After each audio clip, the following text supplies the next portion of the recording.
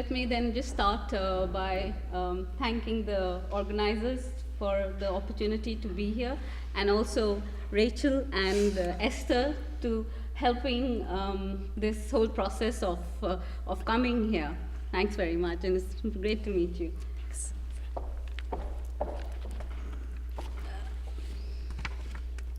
So let me give you a brief background of our institute first, and after which I'll outline some of our work on the poverty and its impact. The Indian Institute of Dalit Studies, or IIDS, located in the heart of India, is studying one of the most important issues that the state is also concerned with: persistence of extreme poverty amongst the marginalized group. IIDS was set up with a vision to help develop a socially inclusive society in its economy, polity, governance, and development. IIDS undertakes research on issues of poverty, provides policy inputs to the government, provides knowledge support to the civil society organization, functions as a resource center for academicians and researchers, and is engaged in setting up of a database on the most complex and challenging issue that confront the Indian society and also societies in different countries. Almost 60% of India's population suffer from some form of social exclusion and isolation due to their ascribed identity to a social group. Social groups are categorized on the basis of caste, ethnicity, gender, and religion. And amongst the social groups, the excluded groups include the former untouchables in the caste system, tribes, religious minorities such as Muslims and Christians, and women from the excluded groups who experience multiple deprivations due to their gender as well as their social identity. The former untouchables and tribes are protected groups in the Constitution of India, and there is an official schedule of caste that are former untouchables and tribes referred to as scheduled caste and scheduled tribes, in short, SCs and STs. On the back of these provisions, government has enacted laws that ban untouchability and protects the scheduled caste and scheduled tribes against atrocities. Additionally, government have also provided reservation to these groups in employment, in education, and in political participation. Reservation in employment and education is, however, limited to the very small public sector, while the private sector, which is 95% of the economy, is excluded from these affirmative action. So in this presentation, I will present our work on the progress of the MDGs and for the excluded groups, factors of poverty, and the research impact, IIDS research impacts on policies of the government. The trend analysis of malnutrition and poverty in India between 1990s and 2010 indicate that there has been an improvement for all social groups, including the most excluded groups of the scheduled caste and tribes. However, you can see from the graph, the rate of improvement for SCs and STs has been lower than for the others, and therefore disparities have continued to persist. The human development indicators follow the same trend. There is a rate of improvement, but has been lower from the rest of the population.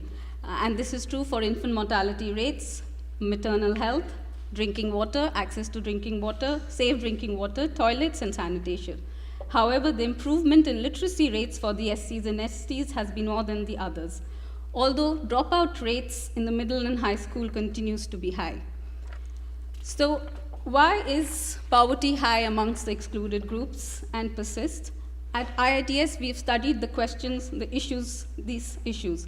While it is well known that lack of access to income-earning assets, lack of employment, education, participation in polity, and governance results in poverty. However, for the poor from the excluded groups, social identity is an additional aggravating factor for poverty in India.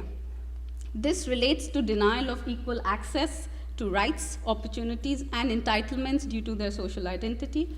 For example, in the case of the scheduled caste, caste-based discrimination and untouchability results in complete exclusion or complete denial of from opportunities. Second, differential inclusion on unfair terms and conditions, and differential behavior that affects their dignity and results in humiliation. There is a recognition on the role of social exclusion, but we have very little idea, less idea on the forms, processes, and its consequences on deprivation of the excluded group. It is an under-researched area and neglected in the mainstream social science in India.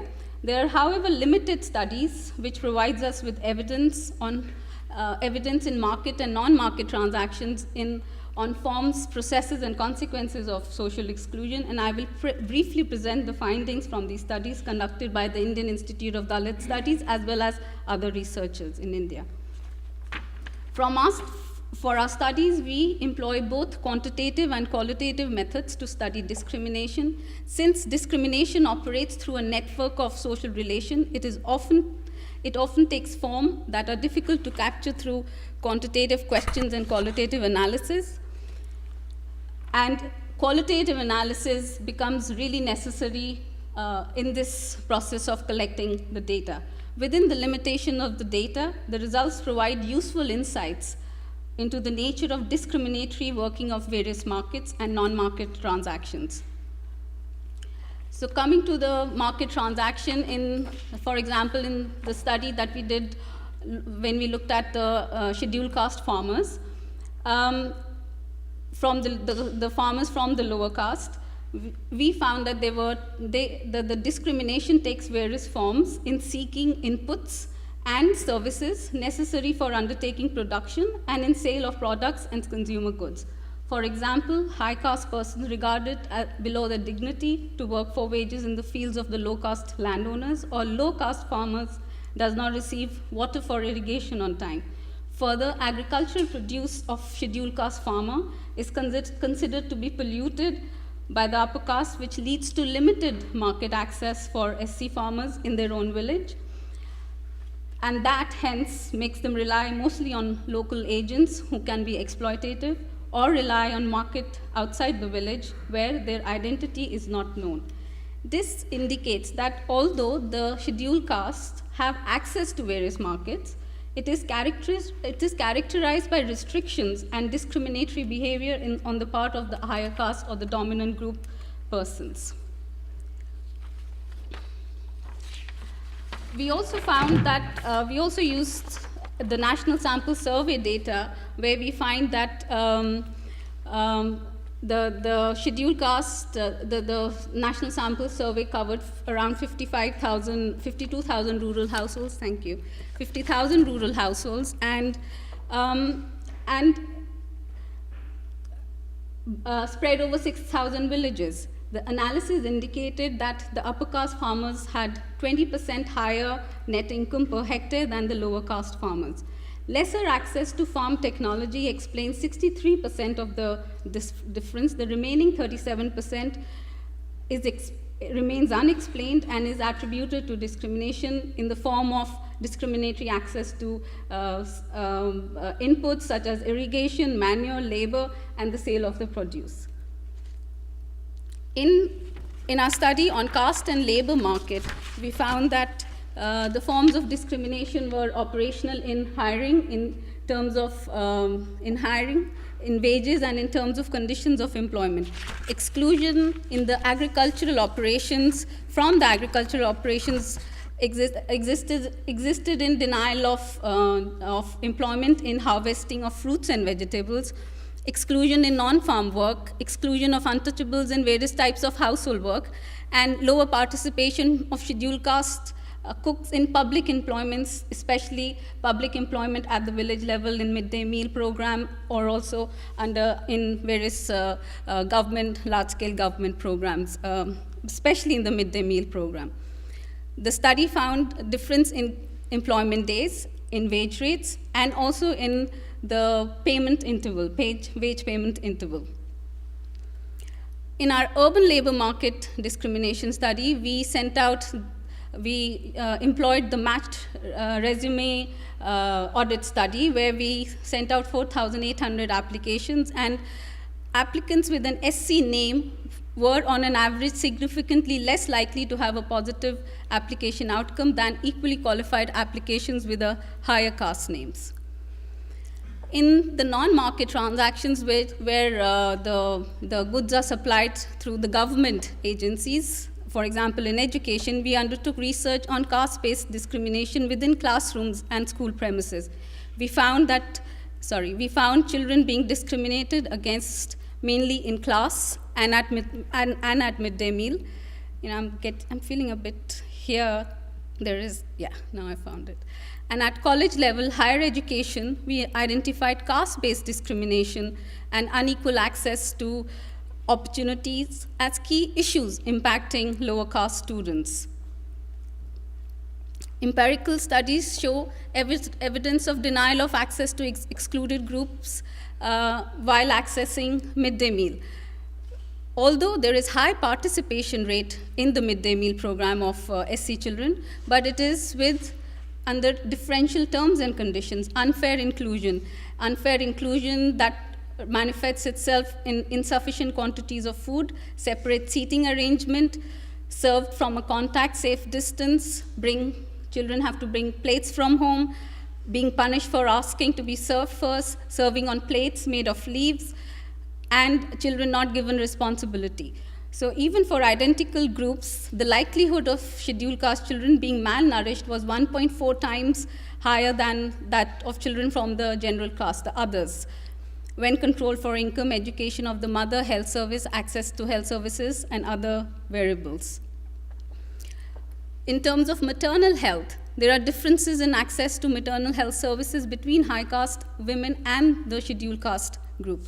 Scheduled caste mothers face problem in accessing services due to differential treatment, such as the health link worker does not visit their neighborhood, not all the time, but there were a high proportion of mothers said that the health link worker not visiting their neighborhood to give them information, not informing them about health meetings, while at the time of birth, cleaning the child themselves, or take a helper along to clean the child, and lack of transport facility at the time of birth to reach health facilities as compared to the rest. A higher proportion, what the data also tells us, a higher proportion of birth at home without trained attendant than the rest. Dalit women, a higher proportion of Dalit women give birth at home. They depend on private care. Out-of-pocket expenses to give birth in a health facility were higher for scheduled caste mothers as compared to the higher caste mothers. There were differences in longevity as measured by age at death. The average age of death of SC women at 39.5 years was nearly 15 years less than that of non-SC ST women. Thus, evidence on market and non-market discrimination associated with caste and untouchability faced by the scheduled caste negatively affects transactional costs, negatively affects transactional outcomes for excluded groups in the market for goods and services. In non-market transaction, mainly public services, the excluded group also fared poorly on account of treatment from service providers that kept them from receiving a fair level of service. Parents from the scheduled caste group indicated that discriminatory treatment at school affects children's food intake and dignity, as they feel humiliated, lost interest in studies and in school itself. Forms of discrimination, of course, vary across the spheres, across the forms, across the areas of studies and other areas. There are changes, and they're not uniform, but these are the forms that have come out from the studies undertaken on market and non-market discrimination. So the causal analysis just mentioned indicated that discrimination faced by excluded groups in market and non-market transaction appear to be one of the reasons for slower improvement in indicators of human development and reasons for continuing disparities. Thus, Thus, a combination of anti-poverty policies, because there are common factors of poverty that even the excluded groups, poor from the excluded groups experience, a combination of anti-poverty policies and affirmative action policies to safeguard against discrimination for ensuring equitable access to market and non-market transaction. So that's the policy approach and policy recommendations from our study. The research of IIDS on poverty and education have had a positive policy influence and have contributed in the following policies of the government. The approach on the excluded groups, for the excluded groups in the 11th and the 12th five-year plan, where inclusive growth had become a very important agenda. Based on the studies in discrimination inside classroom and inside schools and inside in higher education, new regulations against discrimination in education, higher education institutions were developed, and we were a part of that process of developing that policy, which covers 7,000 universities, 40,000 colleges, and lakhs of schools. So there's a regulation that has been developed. We've been also working with the research training institution of the Government of India on sensitizing and training of teachers through modules and workshops. Administrative guidelines to village councils have been issued that monitor the anti-poverty programs at the grassroots, at the village level. We have been also engaged in the Prohibition of Employment of Manual Scavenging Act, and we have been providing research inputs to the grassroots NGOs which have been taking the Manual Scavenging Act, agenda forward and banning that employment. Strengthening the scheduled caste subplan and tribal subplan in the education sector, and also engaging with the private sector on promoting affirmative action in the education and in employment through scholarships and through skill trainings of the excluded groups of both scheduled caste and scheduled tribes. We've also been engaging with the UN and the international organization. The DFID policy of social exclusion and poverty, the research was contributed, IIDS research contributed to that policy, and a plan, a large civil society program was implemented, which works with the grassroots organizations as well as with the excluded communities. And in the implementation of the program, IID is a part of that consortium. The Government of India and the FAO country program framework for agriculture and rural development includes commitment on developing strategies for better access to input and output markets for the small and marginal farmers from disadvantaged groups, and mainstreaming disaggregation of data on caste-based parameters.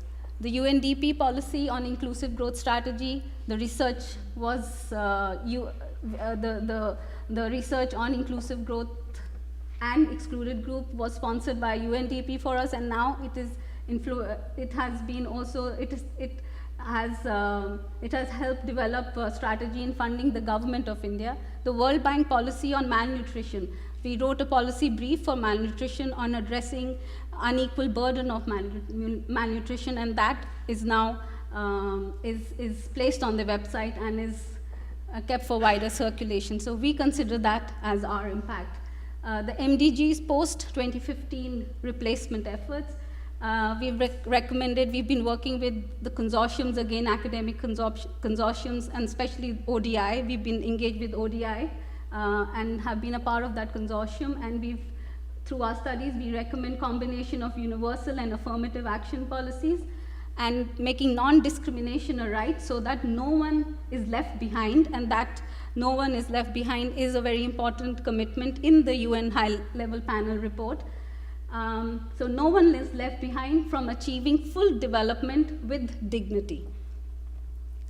We have a research to policy strategy. I will not go too much in detail because I've already explained. We work with the government, we work with the grassroots organizations, we work with the academia, we print through, we publish books, we print in the media, we print our research as op-eds, all and these are areas, these are stakeholders, and these are areas where there are opinion shapers. So opinion shapers are academia, media. So we engage with them. We engage with the grassroots, knowledge support to NGOs. And another important way of engaging with policymakers is membership in decision-making committees of the governments, of our government. These are some of our publications that we have done over the years. The challenges in India, and also I think in India especially, the research on social exclusion with so many groups in India, almost 60% of the population with their own unique group identity. It's an under-researched area in social sciences in India. There's limited existing theoretical, conceptual framework and methodologies to draw from, hence it takes time. Requires large sample size in field-based studies to unpack economic and social relations and processes. Research to policy influence impact is a long process and at times very difficult. There are, in committees, in meetings, there are consensus. There may be consensus on forms of discrimination, but disagreement on extent, reasons, and outcomes. So it is a difficult process, and at times it does become extremely, there's a lot of anxiety. But to evolve a fairer economic and social outcome for all, we need to ensure that the knowledge generated reaches the decision-making process, decision makers, and other relevant stakeholders. The challenge calls for continuous engagement, and we choose to never give up. Thank you.